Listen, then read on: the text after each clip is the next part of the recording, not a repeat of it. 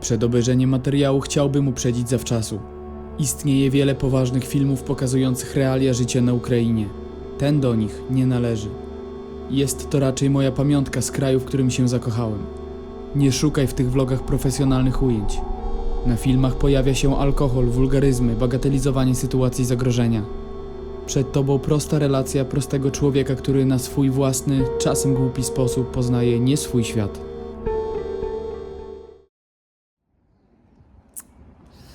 Mały upgrade'ik. Wróciłem tutaj do muzeum.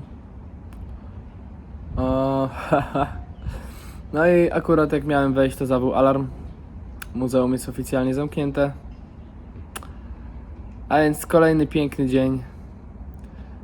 Leci jakaś balistyka, słuchajcie, i po prostu w takich momentach, jeżeli nie ma jakiegoś ukrycia, no to nie można mieć otwartego muzeum, nie można przyjmować ludzi.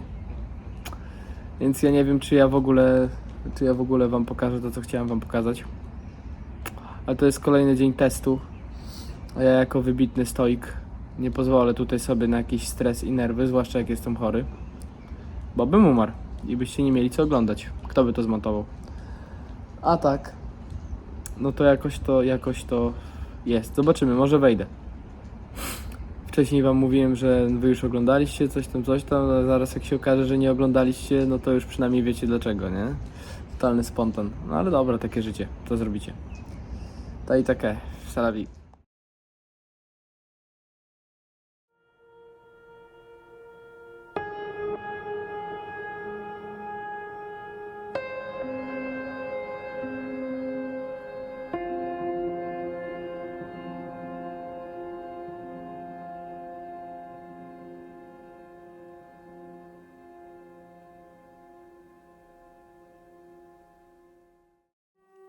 Here is an accurate reconstruction of the shelter in Hostomel, where people supposed to stay for 37 days under their occupation.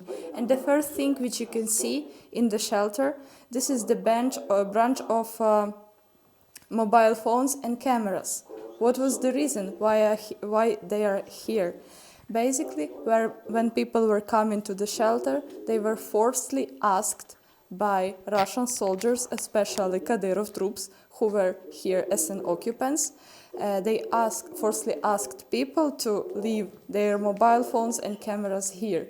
The reason was for people not to film the crimes which were happening in the shelter, as well as not to have any connection with their families who've been. Some of them been in another shelters, and some of them already moved to another places. So in the conditions of complete darkness, people supposed to stay all of those time during the occupation. And according to the words of the residents of the shelter, every source of light was a big treasure. And here you can see the source of light. For example, the LED lamps, also gas lamps, and also handmade oil lamps, which are made from jar, oil, and cotton. So this room, in my opinion, is the best representation of how the people were living in the shelter for 37 days. And I would like to remind you that all of the stuff that you're gonna see here is the original one taken during the museum expeditions to the places where people supposed to stay. And for example, on such beds, which you can see, they are basically the self-made, people were sleeping like up to 4 or 5 people, and they were changing during the night. Also, people were sleeping on such chairs. And I would like to remind you that it was the end of winter and the beginning of spring. So in Ukraine, this season is pretty cold and wet. And especially in such conditions of dungeon, the wetness was even stronger. And I would like to mention that because of such humid weather, clothes on people was wet, as well as the bed linen and mattresses were also soaked. And to prevent this soaking, people started to putting something under the mattresses. Also, I would like to mention that even in such conditions, where people faced with such unhumanistic attitude, they still took care after their pets. And as a proof, you can see this box for putting their cats or dogs. So even in such conditions, people didn't lose their humanism towards animals.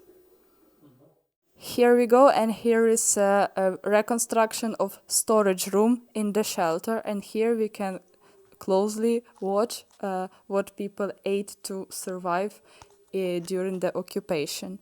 Also, it's important to mention because here is a salt which was made on the factory which calls Artemsil, and it was located in Donetsk region, but nowadays, unfortunately, it's destroyed because of the Russian intervention. Oh, sorry, not intervention, invasion. Also, it's important to mention that people were not allowed to leave the shelter even if they strongly needed. And all of the things like hygienic stuff and food preparation was done in the shelter. As well as here in this room, we can feel the atmosphere of small spaces and how we can imagine how overcrowded this room was. Also on the table is showed the stuff which helped people to somehow distract during the such terrifying conditions which were outside and both inside. For example, here you can see the English textbook, because here was an English teacher who was giving the English lesson for both children and adults. So the first thing which you're gonna see entering this hall, there are the gates from the Church of Christmas of Virgin Mary in the village of Перемога, the Kyiv region, and here you can see the steps of shutting.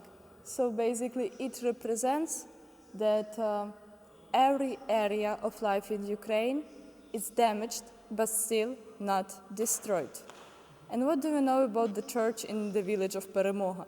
The Church of Christmas of Holy Mary was built in 1892.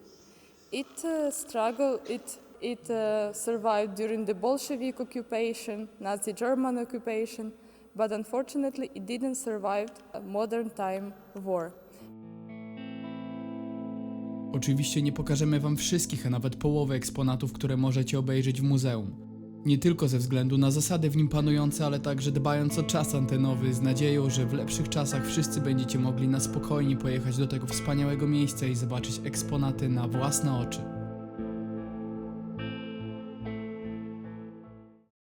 And for us, Ukrainians, our national symbols are also very important. The Ukrainian flag is not only the symbol of our identity, but from the beginning of the war, it's also a symbol of our resistance and the bravery of our soldiers. And what's important with this flag, that it was the flag which standed on the building of Azovstal factory, which is located in Mariupol. And as well as the Azovstal factory, it's the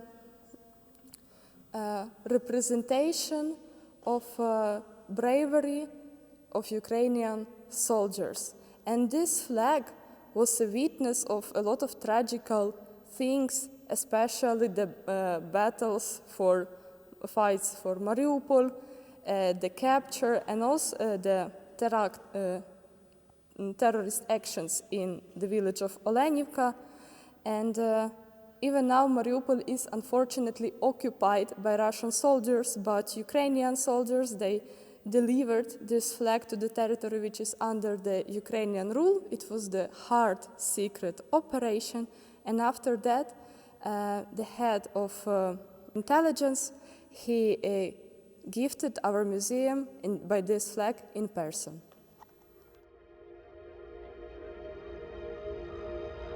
Wszystkie nagrania, które zostaną przetłumaczone na język ukraiński, to właśnie robota Anastasji, którą widzicie i którą serdecznie pozdrawiam.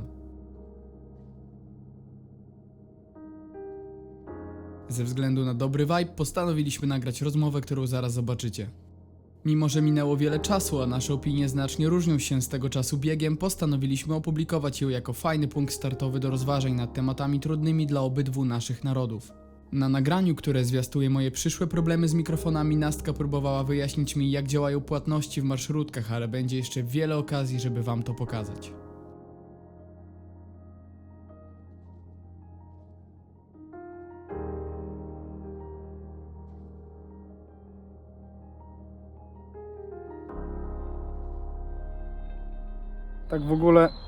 Tak w ogóle te dziewczyny zaprowadziły mi w jakieś spokojne miejsce, gdzie możemy sobie przeprowadzić taki, wiecie, mini wywiad. Nie, to miało być jakieś takie miejsce, gdzie podobno kiedyś jakaś zabawa była, czy klub taki mini i tak dalej. Wiecie, gdzie mnie zaprowadziła? Скажите привет. Ale nie amfiteatr. How do we look? Not to kiss each other. Postanowiliśmy zrobić krótki wywiadzik, ze względu na to, że chcemy się trochę dowiedzieć od kogoś, z kim naprawdę jestem w stanie się dogadać słowo w słowo, ze względu na to, że generalnie wiecie, bariera językowa jest prawdziwa. To znaczy, przyjeżdżając do innego kraju i starając się dowiedzieć, co ludzie myślą i tak dalej, ja nie jestem w stanie mimo wszystko tak szybko zareagować na te rzeczy, które mi mówią, bo po prostu nie mówię po ukraińsku. Nawet jeżeli ja rozumiem mniej więcej, a raczej jest to mniej niż więcej i dopiero potem to sobie powolutku przekładam, no to mimo wszystko nie jestem w stanie tak szybko reagować na pewne rzeczy, które mi się podobają, nie podobają, które chciałbym zahaczyć. No tutaj mam zajebisty przykład tego, że mogę to zrobić, dlatego będziemy sobie właśnie teraz rozmawiali o rzeczach, które jakoś tam mniej więcej nas poruszają. Tak się składa, że właśnie będziemy rozmawiać o rzeczach, które polsko-ukraiński naród trochę dzielą bardziej niż łączą. No tak. Od kiedy ty właściwie mówisz po polsku i dlaczego? No właśnie ja nie mówię polsku bardzo dobrze, ale jestem bardzo zainteresowana w polskich filmikach. Najpierwszy filmik, jaki mnie zainteresował, to był filmik "A co ty robisz, człowieku?" So the man was like, you know, there is a meme Polish Messi and he broke the television by the ball, as far as I remember. And his wife came and said, "Co ty robisz, człowieku?" And she started swearing a lot.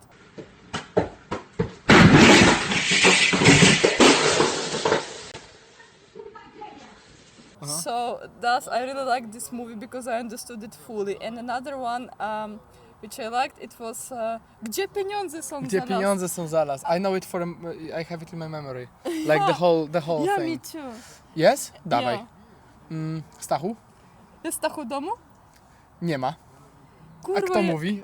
A kto przy telefonie? Oj, to jest Jasia. Słuchaj, jest Stachu w domu? Nie ma. Kurwa jego mać. Po co on tam pojechał do centrali? Mu las wyciął, Po moim chodził. Moje pieniądze zabrał. Kto mu dał takie pozwolenie? Ty powiedz temu skurwysynowi, gdzie on pojechał, bo go szlak jasny trafi, krew nagła zaleje. Wygoił las, jaką cholerę miał tam tą naszą bułą jechać do lasu i powycinać nasz las. A kto mówi? Ja ci kurwa dam, kto to mówi. Ja ci kurwa dam. Gdzie pieniądze są za las. Kobieto, myśmy byli tylko na 50-lecie. Kurwa, ja wiem, gdzieście byli, coście robicie. Ja wam wszystko dam, was jasno. Ja wszystko kurwa wasza mać. Oddajcie mnie pieniądze, wy skurwysyny jasne. Pieruny zajebane, siarczyste. Kurwa, że was pieruny logniste, siarczyste.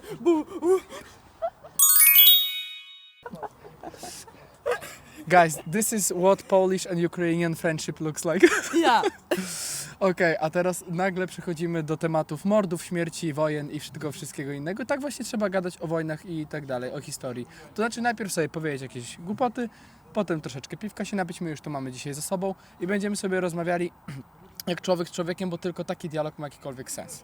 So, no tak, no przecież ty rozumiesz tak po polsku. No tak, rozumiem. My first question is, some of Polish people have huge problems with Ukrainians' understanding of our conflicts, and the main problem is Wołyń butchery. Is something that happened in Wołyń, which is now the territory of Ukraine, and my first question is, what's your point of view on that? Not only on what do we think or what Ukrainian people generally think. I'm asking you as a person, what is your perspective? What happened there? Okay, if you don't mind, I'll reply in Ukrainian. Of course. Отже, Волинська різня – це насправді одна з така подій, котра справді є таким наріжним каменем між розмовами українців і поляків і досі не виясненим історичним та історіографічним питанням.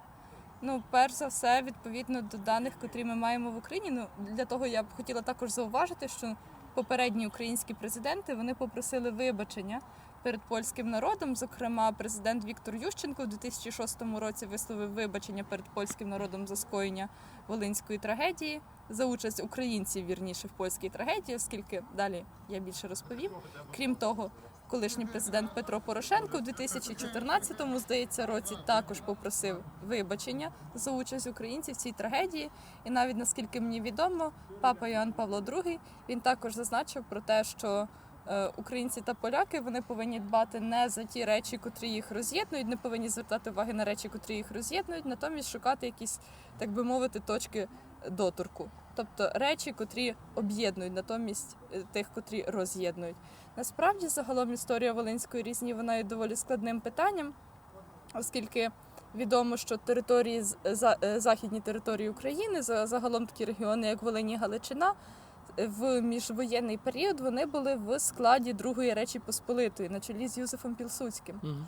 І загалом пригадуємо політику санації, про те, що Юзеф Пілсудський, він намагався, так би мовити, очистити територію Польщі, тодішньої, східні креси, так звані, від українського панування. І загалом арешти населення, особливо на Галичині, вони були доволі поширеним явищем, зокрема для людей, котрі якимось чином виявляли свою національну свідомість, тобто для людей, котрі хотіли себе бачити українцями, а не поляками, оскільки Україна довгий час була поділена між двома імперіями, австрійською і російською, тому для людей важливо було об'єднатися, так би мовити, оскільки у нас одна мова, релігія і так далі.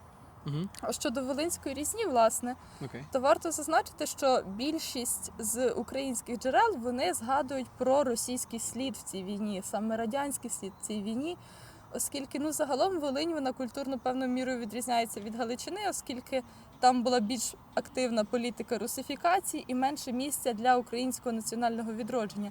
І таким чином большевики, прибувши на територію України, на територію Волині, зазначу, вони намагалися переконати місцеве населення в тому, що, мовляв, от польські пани, вони там з вас знущаються, вони вас крадуть землю, а ми от такі класні, такі добрі, роздамо землю селянам. І загалом в Україні ми схильні розглядати те, що більшовики, вони доклалися до Волинської різні, і вони породжували, так би мовити, антипольські настрої серед населення. Це саме фіксується також в низці джерел. Окрім того, Друга світова війна – це доволі складний час. Крім того, за деякими відомостями, навіть і німецькі сили, вони породжували такий конфлікт між українцями та поляками на Волині. Звісно, річ на це також і нашаровується слід ОУН-УПА, саме ОУНівців, Організації українських націоналістів, котрі просто мали на меті бачити незалежну Україну, оскільки Україна на той час, вона не мала своєї держави. Тобто українці були знову ж таки бездержавним народом, ОУНівці просто хотіли об'єднати в окрему державу. Але загалом щодо причетності до Волинської різні, Волинської трагедії, українські історики, вони схильні загалом вбачати провину більшовиків, котрі підбурювали населення, так би мовити, на такі жахливі, криваві вчинки. Загалом складно нам, сучасним людям, зараз обґрунтувати, чого люди робили такі вчинки, однак складно мислити сучасними категоріями на населення, котре жило 80 років до нас. Логічно, що в них був менший доступ до інформації, менший доступ до освіти, і тому такі банальні, так би мовити, популістичні заклики на них працювали. Okay. So what is more to do to make us, Polish and Ukrainian people, think more clearly about this historical past? Because generally, look, when you talk about this and you talk fast and a lot, so this is absolutely sure that you know what you are talking about. But when I walk through the cities and I interview people and I ask about Wołyńska Reznia, they have no clue. What am I talking about? They're asking me if this is a place on Wołyń, this is a place somewhere, it's called like that, or stuff like that. And basically when I talk with Polish people and I point that Polish people and Polish nation generally, I'm not talking about Polish living right now because we didn't do stuff like that, but I'm talking about the past where Polish people were claiming were trying to Polonize, I don't know how to pronounce it, Polonizacja, Ukrainian people and doing przesiedlenia and the other stuff, and also murdering a lot of Ukrainian civilians. These people have no idea what am I talking about. Well, they heard that something like that could happen or happened, but they have no idea about dates, places, circumstances and things like that. So what has to be finally done to make our nations start thinking in categories of friendship instead of dzielenia? Okay, so I'll start from the first one. What not that many people in Ukraine know about Wołyń tragedy. It's because most of the documents about it, about like Ukrainian side, it's in Russian, made by Bolsheviks. So it's important to mention that even till now, Russia didn't open its archives. So thus we do not have an access to the data collected by Russians. And of course, like Anna and I... So that would mean that also Polish people shouldn't know a lot about this event, right? Because maybe Soviet Union and Russia as its successor tries to hide this information from all of the people to actually make those conflicts still alive. okay. To make those conflicts like to divide nations, and when the nations are divided, it's easier to like manipulate, especially by Ukrainians. And like a lot of people in Ukraine, they graduated schools in Soviet Union, as well as the in some schools, like the teachers, they also Soviet generation, so maybe they're just like skipping and do not pay as much attention to this topic.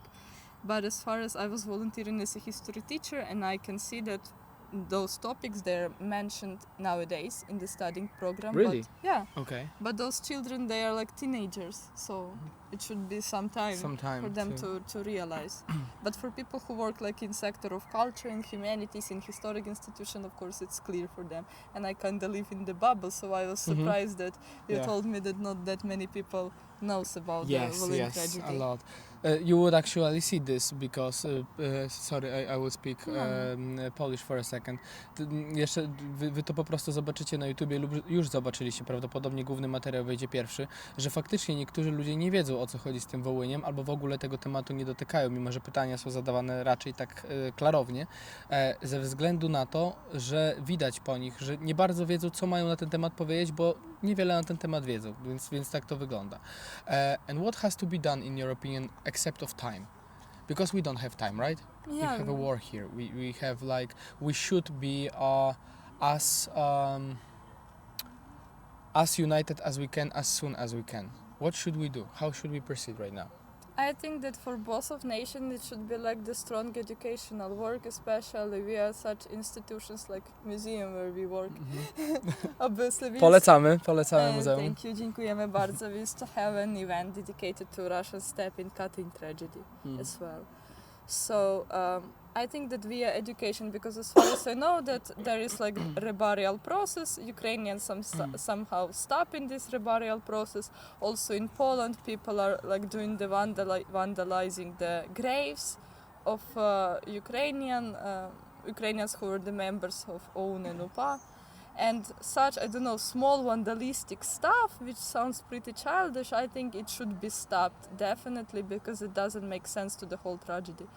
And I think that saying sorry doesn't matter anymore, because like already it was said, and already even Pope John Paul II, who has, I think he has kind of the authority in Poland, right? Oh, this is nice situation. Yes, in elder generation, yes. So I think his words kind of make sense, but I think, in Ukraine generally, like the ordinary people, they do not have like anti-Polish views, but still, like some guys who are like nationalists, they do have. But as I told for Marcin in our uninformal conversation. Beer conversation before the interview. Beer conversation. I told that those nationalist guys, they're kind of minority, and they're usually like school children who somehow would like to radicalize to show off that they belong to such community. So I think that Ukrainian government should be, both Ukrainian and Polish governments should be more aware about such radicalization and trying to prevent them.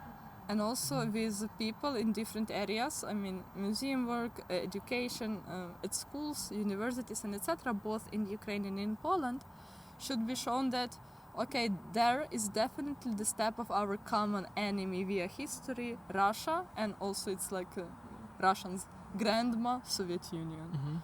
So I think that we should see the common enemy against it and, well, and kind of stop doing those vandalistic stuff and stop xenophobia on the personal level.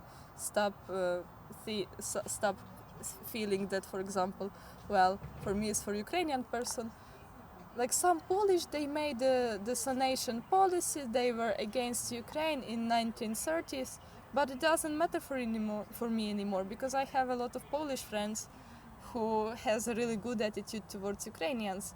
And I think Times go on. Yeah, It's time- just words is still spinning, you know.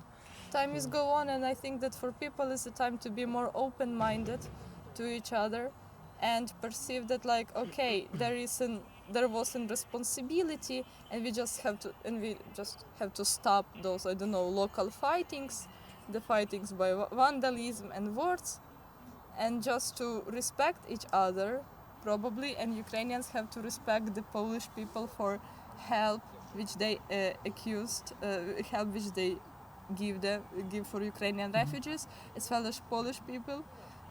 For some reason maybe have to say thank you for Ukrainians, that they kind of on the shield of Europe, at the same time that they are working for Polish economy for now. I mean, Of the course. refugees. And the thing I would like to say at this point, because you've said very like popular thing in generally in Europe, that Polish people, generally Polish country lays on that specific place that was a huge trouble for us, problematic for us, right? And right now the Ukraine lands on the same kind of place where we have Russia from the east, and it's I don't remember the word when you are on kraj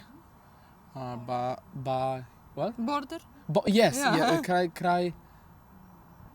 Doesn't matter. I will. Yeah, in Ukrainian cordon, in Polish granica. Yes, but I mean the different word. I will write it down right now. Ta-dam!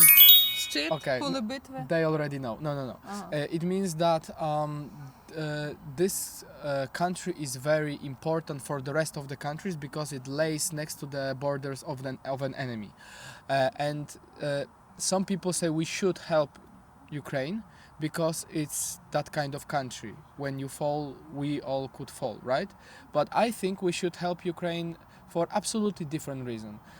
I think we should help Ukraine because these are absolutely powiem po polsku, okej? Dobrze. Powinniśmy, słuchajcie, już mi się głowa troszeczkę pali od mówienia w różnych językach, więc uważam, że priorytetem jest pomoc Ukrainie nie dlatego, że jest tym krajem buforowym, tylko dlatego, że jest to kraj wolnych ludzi, którzy chcą mieć swoje życie, którzy nie wchodzą z butami w życie innych ludzi ani do krajów innych ludzi, mają swoje prawa, mają swoje obowiązki i jeżeli jest jakiś dyktator, który chce te prawa ludziom zabrać i są to nasi, to już nawet nie chodzi o to, że są nasi sąsiedzi, ale dzieje się to obok nas, więc mamy realny wpływ na to, co się dzieje obok i w jaki sposób na nas to wpływa. I przychodzą mordercy, którzy chcą zabijać rodziny z dziećmi i niewinnych ludzi, to tak naprawdę nie uważam, że jest cokolwiek, co mogłoby jeszcze być dodane bardziej, żeby tym ludziom pomagać. No uważam, że to jest klucz. Jest wolny kraj, który ma aspiracje europejskie, który ma aspiracje NATO, który ma tak naprawdę absolutnie zbliża się, powiedzmy, i ekonomicznie i w pewien sposób i społecznie do nas, to są tacy sami ludzie jak my. I zostają brutalnie zaatakowani przez napastnika. No, ja nie potrzebuję żadnego innego powodu, żeby pomagać komuś. A to, że jest kraj buforowy, to tylko dodaje temu, że powinniśmy pomagać. But I came here with an idea of meeting cities, like different cities on the eastern, central and central and eastern side of Ukraine. And I wanted to check on my own skin some theory. This theory was produced by Ośrodek Studiów Wschodnich, which is a Polish base of knowledge about Eastern countries, and they told it's been said in one of their materials, that YouTube materials, that Ukraine is splitted when it comes to the knowledge and to acknowledge and the way of thinking about Wołyń and UPA and own itself. And they told me, and they were talking about that the grandfathers of people living on the western side of Ukraine, so from Lviv and up and down, they were in UPA and OUN, right? So generally, imagine that your grandfather, this is the way they were talking about this. Imagine that your grandfather is great man. He gives you sweets, he takes care of you, he's a great man. Everyone around tells you that he's a hero, and all of a sudden you hear that he's a murderer. How you react? You absolutely say, no, he's not. And that's why like the cult of Bandera is the strongest there. Then I've heard that on the central Ukraine, people are like more skeptic about it, and that people on eastern Ukraine, their grandfathers from on the other hand were like Soviet soldiers, right? So they were actually shooting to the people who were in UPA. They were shooting them. They think that they are bandits, so they don't go for Bandera. They don't go for acts of that kind of independency fighting, and this is what I wanted to check actually. And for now, from what I've checked, it's not happening. Like I've been interviewing dozens of people, and I haven't seen something like that yet. What do you think? Well, that's really interesting question, because the model which you took is like already the simplest way to like simplify the characterization of the regions. But to be honest, like now I live in central part, but originally I'm from western part, and my relatives, they were both parts of Armia Krajowa and also the UNUPA. So it's kind of divided, but unfortunately I didn't meet either them or another one relatives. And I would say that in Ukraine it doesn't work like that. I think it's the easiest way to simplify. Of course, it's simplification. Yes, why it doesn't work? Because during the Soviet Union, a lot of people from western parts, they were deported to the eastern parts. Especially we remember the some events before Akcja Wisla, yes, where Ukrainians were deported to the western part of Poland, but as well they were deported to Ukrainian SSR and to different places just to denazificate them, I don't know, to make them do not belong to their communities and etc. But they were really easily assimilated, but they still identify themselves as Bojki and Lemki, like Bojkowie and Lemkowie in Polish. So, yeah, but it's like in theory, because for example, in eastern part, this area, it struggled from Holodomor, like the genocide the most, because the soils there, they are really, really good quality. And Soviet Union, they made the Holodomor, the genocide in 1933 on purpose in the areas. That's what we actually learn during the history, so on the history lessons. So yeah, in the areas which were the most harvesting. And also the Donetsk region, the eastern part, is famous as an industrial center since 19th century, so even before the Soviet Union.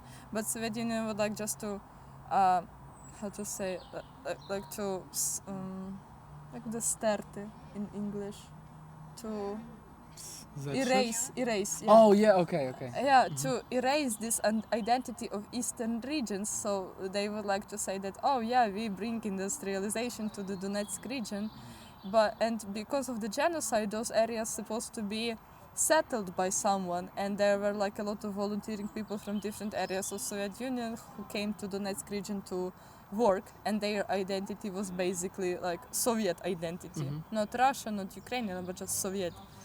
And yeah, it's like I think that there are some people like that, but I have friends who were born in the eastern part, and they told me that there are like only really old people who identify themselves as Soviet people. But they told me that it was when they were children, so it was basically like 10/15 years old, and probably those people passed away. And yeah, but now in Ukraine, I think our society is more or less united. Yes, I can tell right now, that even though I haven't been yet on the very eastern parts, but you can feel this in the air. we still could have like different views on different things. For example, about Euro integration, I think that most of the people of young generation, they are for it, Yeah. and the middle-aged one. But actually, I know one girl who is our age, and she's like really strongly against Euro integration. She's like the course. strongly one extremist nationalist. Okay. That's fun. She's either the freak, but still. And I think that now Ukrainian society is more or less united, and we would like to follow European values. So we wouldn't like to feel hatred towards any Of other course. language, any other nation. But it's difficult to say what's going on with Russians, because some people used to have a lot of friends and relatives back in Russia. In my family, it wasn't work like that. We didn't have anyone, but yeah, for some people it was hard. And I would say about like my bubble, my friends and my family, that we wouldn't like to see enemies somewhere. That like, yeah, now we have enemy, the Russian government, and everyone who is destroying basically Ukrainian infrastructure and everything in Ukraine. But And guys, sometimes I hear, sorry for interrupting, no but worries. sometimes I hear in Poland voices like, how can you like talk like that about some nation and stuff like that? It's normal nation, Russians and stuff like that. I'm very sorry, Russians who are watching this right now, but guys, if you would sleep in the city which is bombed every day, you would understand it more clearly. I've been here for 5 days, of which 4 were like huge bombings, and I really understand how Ukrainian people can think like that about the whole Russian nation. I know why the Russian nation is not fighting against that war. I know the mechanism that psychological and społeczne. General mechanisms is getting darker, and in my head it's also the same process going on. But it's not our fault that you are like that, and sometimes people are just angry because it's absolutely unfair that you live in a country in which, jak to Polacy mówią, w dupie byliście, gówno widzieliście. Oh, my grandma says the same thing Yes? in Ukrainian. Yeah, w sraці був гімно видів. Yes, yes, and you generally mostly support wojnę, the war, and it's not our fault that you do. So let us have our 5 minutes of talking bad things about you. All right? Thank you. Anyways. Can you check if it's not too dark? Yeah, it would be probably too dark in the second. Yeah, it's no problem. I will make it lighter. So, it's probably then because it's starting to rain, and we should get another beer. Oh, That's yeah. my opinion. I think maybe, which time is it now? Check. So what? Officially, thank you very You're much. welcome.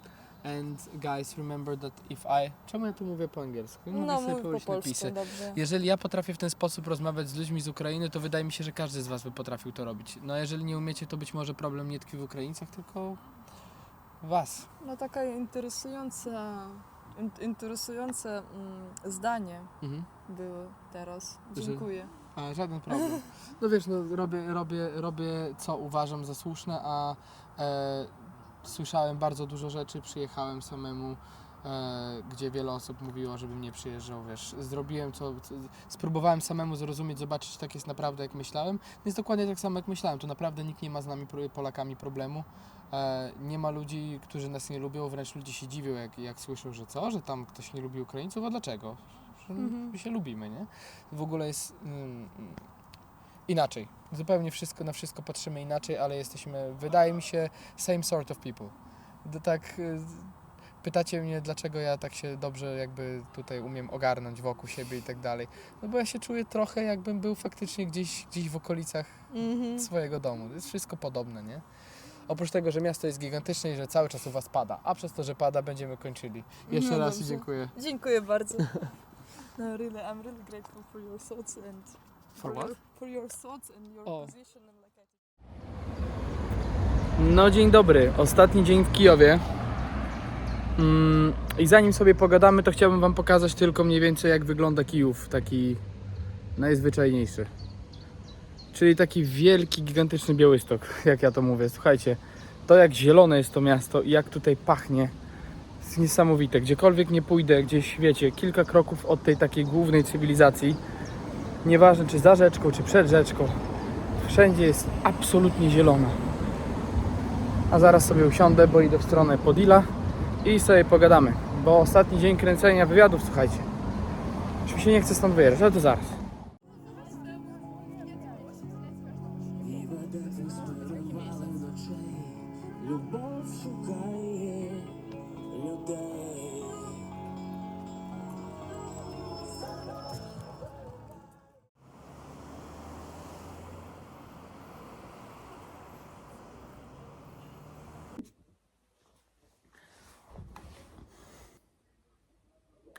A więc mieliśmy pogadać sobie na mieście jeszcze, ale stwierdziłem, że zrobię to teraz ze względu na to, że miałem strasznie zabiegany dzień.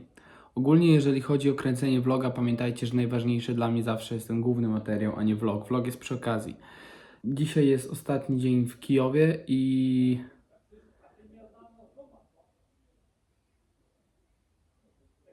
Na górze, na dole jest awantura pod blokiem. Laska najpierw przez 15 minut przez telefon darła się na chłopa, że gdzie on jest, czemu nie w domu. Przez po godzinie policyjnej. Teraz on krzyczy do niej, że gdzie ty jedziesz, bled.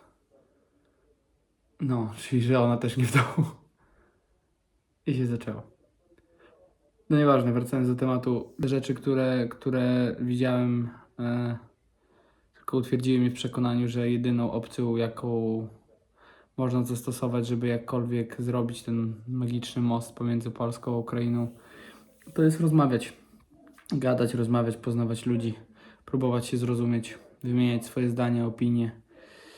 Zauważyłem też, że z kim nie gadałem o tej rzezi wołyńskiej, sławiennej, oni tutaj to nazywają tragedią wołyńską.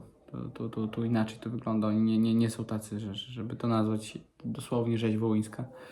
Inaczej się tego uczą. Natomiast zauważyłem, że jak zaczynałem mówić, że jestem z Polski, że po to tu przyjechałem, to oni mieli taki trochę dystans do mnie. Natomiast potem ja tłumaczyłem, że ja rozumiem ich podejście, rozumiem ich punkt widzenia, że ja tu jestem wręcz przeciwnie, nie po to, żeby ich poganiać, pogardzać i tam, wiecie, palcem im pokazywać i od banderowców ich wyzywać, tylko chcę porozmawiać, że chcę zrozumieć i tak dalej. I w momencie, w którym już zaczynaliśmy na tym poziomie rozmawiać, że się szanujemy, lubimy, rozumiemy, to byłem w stanie większość z nich nawet przekazać, pokazać im pewne papiery, dokumenty i przekonać, że ta rzeź wołyńska miała miejsce. Oni mnie nie musieli za bardzo przekonywać na temat tego, co robili Polacy z Żydami, jak wchodzili do Lwowa i tak dalej. Oni doskonale wyznają nasze grzechy. Lepiej niż my znamy swoje. A my znamy ich grzechy lepiej niż oni znają swoje. I tak wygląda historia, i tak wygląda budowanie świadomości narodowej, że się pomija pewne niewygodne fakty, tylko i wyłącznie po to, żeby swój naród jak najlepiej przedstawić, żeby każdy chciał tego narodu być częścią. Tylko wydaje mi się, że nie tędy droga, bo jeżeli budujemy naród, świadomość narodową na takiej narracji absolutnej bezbłędności, to być może potem nie nauczymy się tych błędów nie popełniać i będziemy je popełniać ponownie. Chłopaki wrócili, także kończę. I fajnie, że taki most porozumienia udało się zbudować i mogę szczerze powiedzieć, że jestem nawet dumny z tego i wiem, że to nie jest, że to dopiero początek, nie?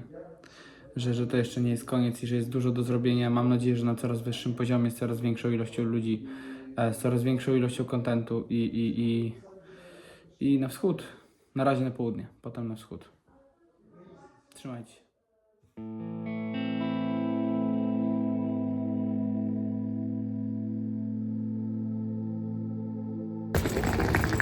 Jakby ktoś mnie pytał, dlaczego nie kręcę vloga z wyjazdu z Kijowa, to tu mam odpowiedź.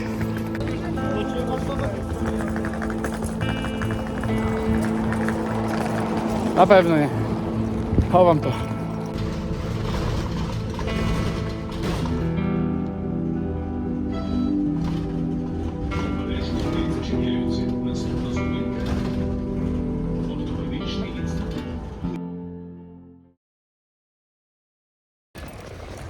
Dobra, jednak na chwilę tylko wyjmę kamerę, żeby wam coś powiedzieć. Mamy teraz taką rozmowę, że pierwszy raz, kiedy tu przyjechałem, zobaczyłem te budynki z porozwalanymi oknami i tak dalej. to miałem taką trochę grozę w sercu. Dziwnie się z tym czułem. Teraz, kiedy wyjeżdżam z Kijowa,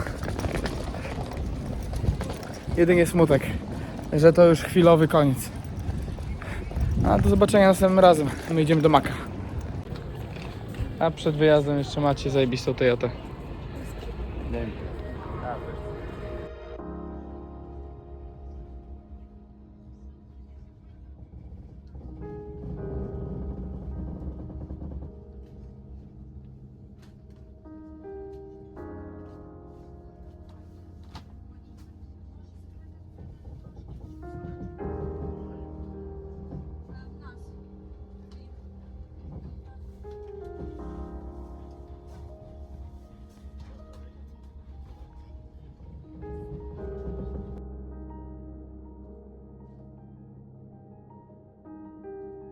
Publikuję ten odcinek 23 listopada 2025 roku.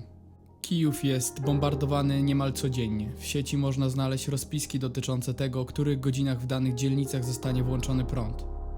To ze względu na ciągłe ataki na infrastrukturę energetyczną. Donald Trump według najnowszych doniesień daje Ukrainie kilka dni na zaakceptowanie planu pokojowego będącego de facto kapitulacją i splunięciem w twarz ofiarom tej wojny. U mnie w życiu też coraz gorzej, więc liczę na to, że kiedy włączę ten odcinek za kilka lat, wspomnę ten moment z uśmiechem i ulgą, tak jak z uśmiechem wspominam ten wspaniały czas w Kijowie. W tym właśnie mieście w czasach wojny poznałem biznesmenów, dziennikarzy, milionerów, żołnierzy, wolontariuszy, no tego nie da się opisać słowami.